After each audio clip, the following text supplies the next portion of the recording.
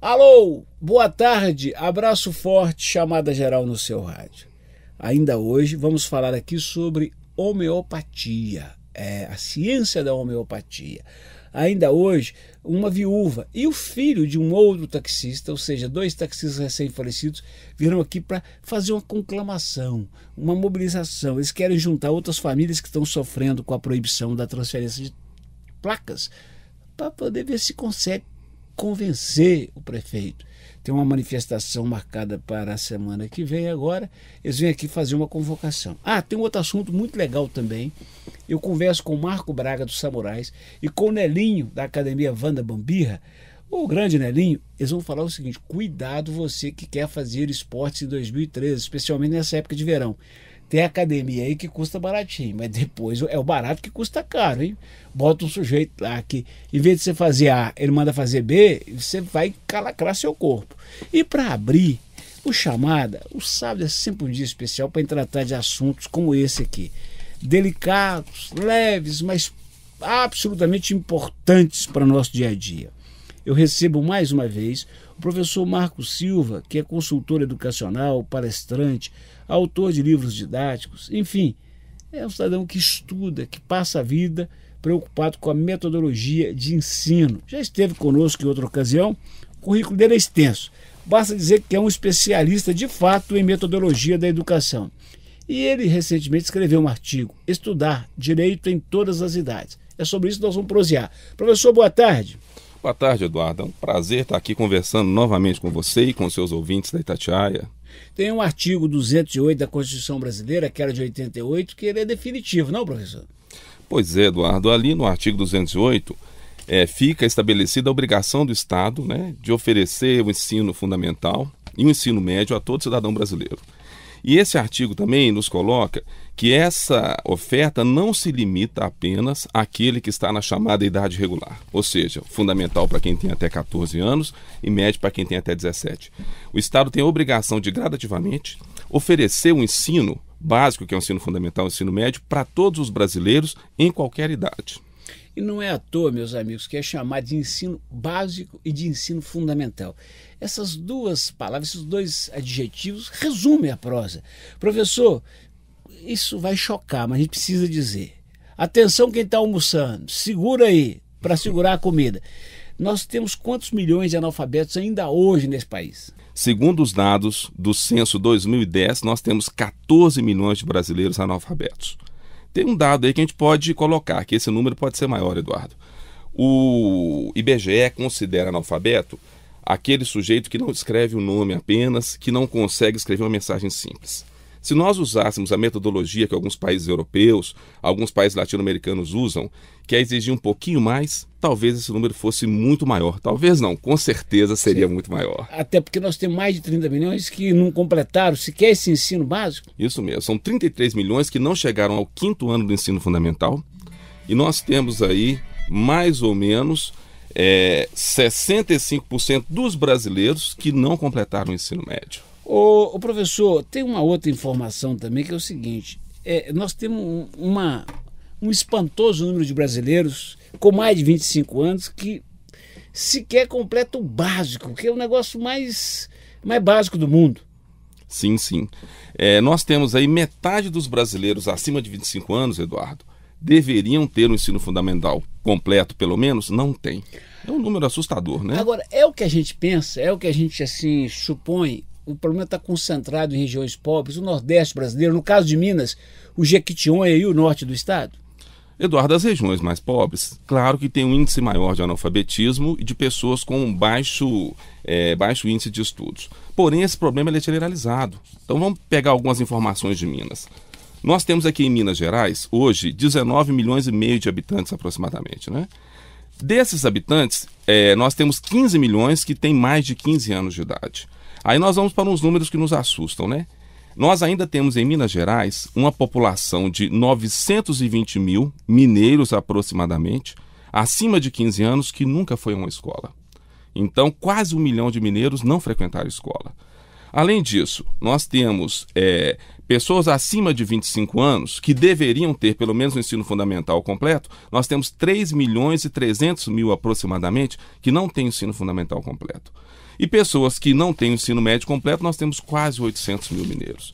Então é um número muito alto e esse número está espalhado por todo o estado, infelizmente. Agora, quando o senhor fala por todo o estado, o senhor está falando também da região metropolitana de Belo Horizonte? Também a região metropolitana, né? A gente acha que o analfabetismo, né, e o baixo índice de estudo é um problema que está distante da capital. Não é não. Vamos pegar o caso de Belo Horizonte, então, Eduardo.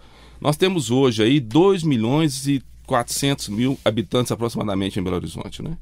Desses habitantes, nós temos uma população de 1.900.000 acima de 15 anos. Entretanto, desse conjunto de belo-horizontinos ou moradores da cidade acima de 15 anos, nós temos quase 53.000 que nunca foram à escola. São praticamente todos analfabetos, né? Nós temos também em Belo Horizonte 257.000 moradores que não têm o ensino fundamental completo. E nós temos pessoas acima de 25 anos que não têm o ensino médio completo em torno de 102.000. É muita gente, né? Agora vamos refletir um pouquinho sobre um outro assunto que me incomoda profundamente. O professor Marco Silva já disse, artigo 208, o ensino fundamental deve ser oferecido aos cidadãos de todas as idades. Professor, vez por outra, me liga uma diretora comprometida com a educação e fala, Eduardo, avise aí que temos vagas para educação de jovens e adultos. E de vez em quando eu tenho notícia de que cancelaram mais uma turma. E o que é pior, por falta de alunos, professor. Pois é, isso é muito triste, né, Eduardo? Por que isso acontece, hein?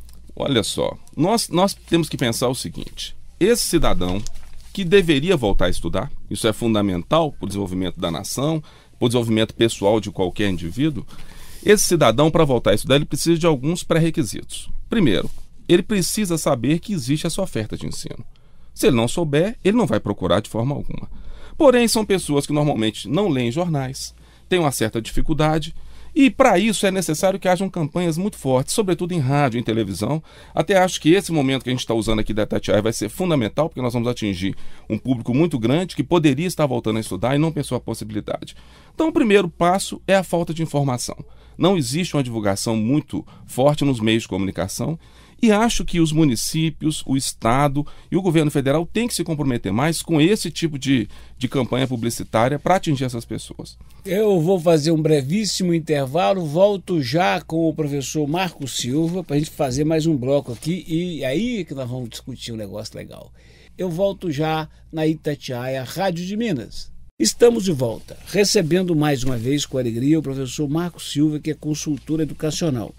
Ô professor, eu li num artigo seu o seguinte, a informação apenas é insuficiente. Antes quero dizer que no bloco anterior o professor contava para a gente da falta de informação para o cidadão que tem 30, 40, 70 anos, que ele pode voltar a estudar, tem escola pública regular e boa.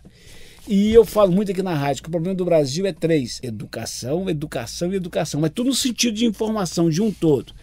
Aí, professor, no seu texto está escrito, a informação, que eu reputo como a mais importante de tudo, apenas insuficiente. Para voltar a estudar, é necessário que o cidadão vença o constrangimento frente às manifestações sociais explícitas ou veladas de reprovação. A máxima de que estudar é algo reservado exclusivamente aos mais jovens está impregnada no senso comum. Por isso, muitos adultos relatam que são desencorajados e até ridicularizados pelo grupo de amigos e familiares quando dizem que voltaram para a escola. E isso acontece mesmo, professor? É gente despeitada querendo que o outro fique atrasado, que nem eles mesmo? Eduardo, infelizmente isso é muito forte, né? A gente tem relatos de muitos estudantes da educação de jovens e adultos que voltam a estudar e o grupo de amigos se afasta, inclusive, né? Porque à noite, ao invés de ir para o bar, jogar sua sinuca e tomar sua cachaçinha, ele vai para a escola. Então ele se sente muitas vezes rejeitado pelo grupo e aí existem manifestações explícitas mesmo, né, de deboche, né, de desencorajamento desse cidadão ou manifestações veladas, porque as pessoas acreditam que não é direito e que não é saudável alguém mais velho voltar a estudar. Até porque existe muito a ideia de que apenas a criança tem direito à escola. Isso é uma verdade? É, mas não apenas a criança. Todos têm direito de estudar. Agora, eu tenho uma má notícia para os amigos que ficam atrasando a vida de quem quer voltar a estudar. Podem tentar mesmo demovê-lo disso, porque quando ele estuda, ele muda de grupo. Ele vai abandonar esses que ficam sem o que fazer, tomando cachaça na porta do boteco, jogando sinuca e sem render na vida, não? Outra coisa, marido ciumento, companheiro também, encrenca com a mulher dela estudar? Pois é, Eduardo. Nós estamos vivendo um momento em que as mulheres têm assumido cada vez mais postos importantes na sociedade. As mulheres já têm estudado mais que os homens. E é muito comum, mas muito mais comum do que se pensa, mulheres que voltam a estudar, que vencem todo o constrangimento, a dificuldade, começam o estudo nas escolas e têm que abandonar muitas vezes pela imposição dos maridos, que negam à mulher esse direito de estudar. É um ciúme, é o medo da mulher crescer mais do que ele, né? É a ideia do controle do poder, isso é muito forte na sociedade, né? Olha, eu gostei demais desse seu artigo, algumas coisas mexeram comigo. Falei, esse homem tem que repetir isso aqui para todo mundo na rádio. Viu, Serginho? Para você contar para os seus vizinhos. Olha, o professor está chamando a atenção para a necessidade de todo mundo voltar a estudar. Agora, lembrando aí, gente, que o Roberto Marinho, quem não conhece esse nome, começou a Rede Globo com 60 anos de idade. Olha o que ele deixou aí. Então, nunca é tarde para ser feliz. Eu agora, recentemente, achei que já tinha parado, que já tinha feito até mestrado, fiz mais um pós-graduação, mas foi, gente, foi uma maravilha. Então é o seguinte, além dos amigos, que lá o estudante, gozando, tem a questão do marido. Fala, você está caçando homem na rua, mulher.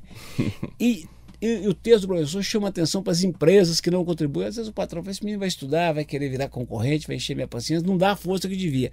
E principalmente, professor, o senhor chama atenção para o papel dos líderes religiosos. Pois é, Eduardo. Então, primeiro o campo das empresas, né? Se existem empresas hoje que incentivam o cidadão a voltar a estudar, e isso é muito saudável, ainda existem empresas que, além de não incentivar, dificultam a saída do funcionário às vezes, trocar horário de serviço em alguns momentos, quando às vezes é possível. Então, isso tem gerado um problema grande para muitos estudantes. E às vezes, entre o emprego e a escola, o cidadão não pode optar pelos dois, ele acaba ficando apenas com o emprego. Essa é uma das razões que muitas turmas de EJA começam no início do ano muito cheias e ao final do ano se perde muitos alunos. Com relação aos líderes religiosos, eles têm tido um papel fundamental hoje para fazer com que as pessoas voltem a estudar. Líderes evangélicos, católicos, têm incentivado as pessoas a estudar, a ler mais. Inclusive, eu andei falando para algumas igrejas, eu cheguei a falar lá no bairro Rio Branco, em Venda Nova, o padre João me convidou para falar para a comunidade. Eu sei que isso deve ter uns 2 anos, Eduardo. Até hoje eu encontro pessoas que me param na rua e agradecem pelo fato de ter dado informações, mostrado que era possível voltar a estudar. E uma coisa muito interessante que eu tenho percebido é que parte desses maridos ciumentos que não deixam a mulher voltar a estudar, eles, quando são chamados a atenção por esses líderes religiosos, eles abaixam o facho e alguns acompanham a mulher e começam a estudar. Os casais que estudam junto tendem a brilhar junto? Pois é, isso é muito bonito, né, Eduardo? Muitas vezes, casais que voltam a estudar juntos, eles acabam se incentivando mutuamente, eles acabam ajudando um ao outro a vencer as dificuldades, né? No desânimo de um, o outro vai e puxa para cima. Então, os casais que voltam a estudar juntos têm crescido juntos, né? Isso é muito interessante. Existem casos muito importantes que a gente percebe aqui em Belo Horizonte, em outras regiões do país, por relatos de educadores do país inteiro, desses casais que voltam a estudar, alguns voltam apenas pensando em fazer o ensino fundamental, e o caminho, ele é infinito, né? Alguns hoje já terminaram o curso superior, né? Isso é muito bonito de se ver, né? Inclusive um exemplo para filhos, para netos, que acabam colocando a educação num patamar muito superior ao patamar que ela tem que estar. Agora, uma boa notícia para você que já está quase se animando a voltar a estudar. Você pode ficar menos tempo na cadeira de escola do que imagina. Pode progredir, pode adiantar, não, professor? Claro, Eduardo. Olha, as pessoas mais velhas que voltam a estudar, elas não sabem o potencial que elas têm. Elas chegam à escola com uma experiência de vida muito grande, com conhecimento sobre a vida, que hoje os professores aproveitam muito isso e reorganizam o currículo, reorganizam as disciplinas para casar com essa experiência prévia que a pessoa traz. Nesse contexto, muitas vezes as pessoas terminam muito antes do que imaginavam o ensino regular, né? Terminam o fundamental muito antes, terminam o ensino médio muito antes. Existem casos em que às vezes a pessoa precisa de um tempo maior. Na EJA as coisas são muito maleáveis, né? Quando eu falo EJA, é a educação de jovens e adultos. E às vezes quando a pessoa precisa de um tempo maior, a escola também, os professores trabalham com esse tempo maior.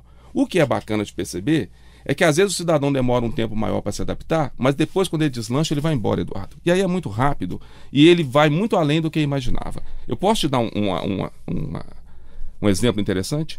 Uma senhora aqui em Belo Horizonte voltou a estudar apenas com o interesse de aprender a ler, para ler a Bíblia. Ah, que bacana. E começou a estudar, caminhou bastante. Hoje ela está terminando o curso de teologia. Que bacana. Quer dizer, já foi muito além do que ela Muito mesma além. sonhava inicialmente. Atenção, você que está gostando dessa prosa, o senhor, a senhora, caneta e papel na mão, porque eu vou dar umas informações importantes para anotar. Vou dar contato do professor, vou dar contato da prefeitura, do governo do estado para voltar a estudar. Enquanto o senhor pega o papel e a caneta, uma última perguntinha aqui, professor Marcos Silva. Quem quer voltar a estudar deve fazer o quê? É só bater na escola mais perto e pedir informação? É um caminho, né? Esse é um caminho, Eduardo. Uma coisa que eu quero chamar a atenção, se você quer voltar a estudar, você pode procurar nos seus documentos aí, né, nos seus guardados, seu diploma, algum documento, algum boletim, que isso facilita a sua entrada na escola. Mas caso você não tenha nenhuma documentação comprobatória que você já estudou anteriormente, isso não é nenhum empecilho. Você chega em qualquer instituição de ensino, os professores estão preparados para fazer uma avaliação simples com você e vão determinar em qual série você pode ser encaixado. Então a falta de documentos não é um motivo para que você não volte a estudar. Então, bacana. Na capital, atenção, um telefone que o professor anotou aqui, ó. Tem também e-mail, mas eu vou dar telefone que é mais fácil para a maioria das pessoas. Tem um telefone da prefeitura que pode te dar informações. Eu vou falar bem devagarinho. 3277-8656. 3277, que é o prefixo de toda a prefeitura, e o complemento é 8656. Na Secretaria de Estado da Educação tem um telefone também bacana da Diretoria de Jovens e Adultos, 3915-3544. 3915, que é o prefixo de toda a cidade administrativa do governo, 3915, e mais o complemento 3544. Tá? Falou? Espero que a senhora tenha gostado, que o senhor tenha gostado. Agora, se quiser falar com o professor Marco, de repente convidá-lo para uma palestra na sua igreja, na sua escola, o senhor quer contratá-lo para uma palestra na sua empresa, esse tipo de gente só ajuda. Professor, qual que é o seu contato mais fácil de todos, hein? Ok, Eduardo, para quem quiser saber um pouquinho do meu trabalho, os artigos que eu tenho publicado, artigos em jornais científicos, os meus livros publicados, e algumas entrevistas em rádio, televisão também disponíveis, pode procurar meu site, é professormarcosilva.com.br, professormarcosilva.com.br. Ô, gente boa, segura a onda que daqui a 3 minutos eu volto. O Marco Braga, quando nasceu, o pai Márcio estava fundando a Samurai, que é a academia muito famosa, a sauna muito famosa. E o Nelinho, ele sim, o lateral direito que brilhou no Galo, no Cruzeiro, no futebol brasileiro, eles vão falar sobre os cuidados que você deve ter na hora de frequentar uma academia. Cuidado, é o barato que pode ficar caro. E eu volto já.